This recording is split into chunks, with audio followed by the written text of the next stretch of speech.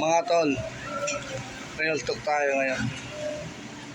Pag-usapan natin yung buhay ni Diwata.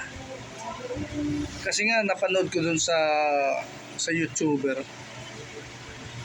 isang vlogger na sabi niya wala na raw kumakain sa tindahan ni Diwata. Wala na raw pumipila. Ano ngayon kung wala? Ha? Ano ngayon kung wala? Bakit pinag-initan nyo si Diwata? Para ba sa ganun ba masaya kayo? Hindi porkit minsan kasi iniisip ninyo na pag hindi siya nagpa-picture sa inyo, sumama agad loob nyo. Hindi ganoon mga tol. Yan si Diwata, alam mo, siyempre negosyo yan eh. Maraming iniisip yan. Bago yan umalis sa bahay nila, I'm sure, nagpipray yan na sana makabinta ko ng marami. Dahil siyempre may mga tao yan tol. May pinapasahod yan. Ha? Unang-una, nagbabayad ng pwesto yan. Hindi porkit nandyan yan siya, libre na yan lahat. Hindi. May binabayaran din yan. Kasi paano na yung mga, halimbawa niya, sa ilaw niya, tubig niya, lahat. Yung mga paninda niya. Akala nyo lang kasi kung kayo nasa sitwasyon niya, akala nyo madali lang eh. Ha? Hindi basta-basta. Ang negosyante, alam mo sa totoo lang, bago umalis ng bahay nila yan, dala-dala na nila yung responsibilidad. Ha? Unang-una doon sa mga tao niya na siyempre may pinapasahod yan. May binabayaran na pwesto. Tapos kayo na mga vlogger dyan, pag hindi kayo napagbigyan, nagagalit kayo. Wag naman ganon. Wag ganon tol. Hindi yun tama. Dapat pagbigyan nyo. Pag sinabi niya hindi pwede, dahil nagmadali ako, hindi pwede kasi may ginagawa ko, pagbigyan naman ninyo. Dahil siyempre kawawa naman yung tao, nagsikap yan eh. Ako kilala ko yan si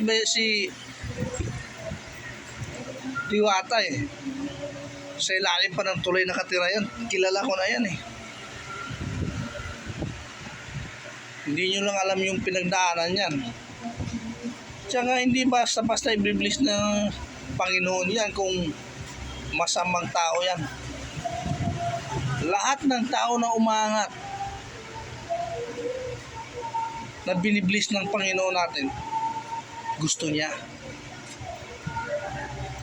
Oo, sa totoo lang.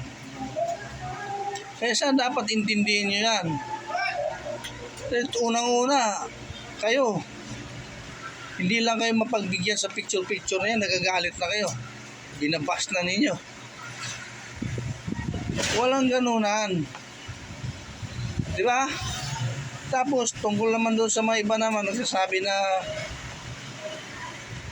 maraming nagtitext doon sa inbox nila, chat doon sa nila, messenger nila, humingi ng tulong. Hindi tinulungan. Wala na tayong magawa doon. Desisyon nila yun eh. Kayo, dapat isipin rin nyo yung sitwasyon ng tao. Dahil kakibat yan, ang dami. Biruin mo yung tao, ang daming tao niya pinapasahod. Tapos ang gusto ninyo, nasa tabilan ninyo lagi. Pag sinabi niya walang time siya sa pagpapicture, huwag niyong pilitin. Pagbigyan nyo.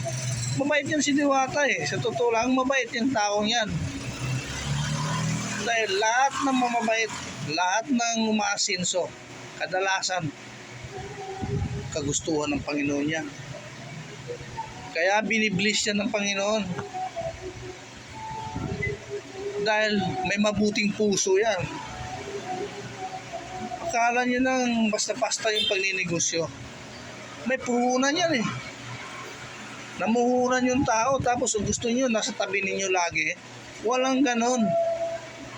Kailan pag siyempre iniisip niya, pag, ano ba, bumagsak yung negosyo niya, pagtawanan ninyo, lalong pagtawanan ninyo, lalo na siyang apihin ninyo.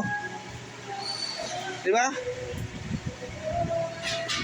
Kaya sa mga fans ni Diwata yan,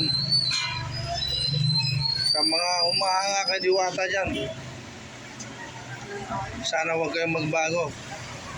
Suportahan nyo lang siya. Hanggang dito na ako, mga katol, sa lahat ng mga fans dyan, please subscribe my YouTube channel and thank you very much.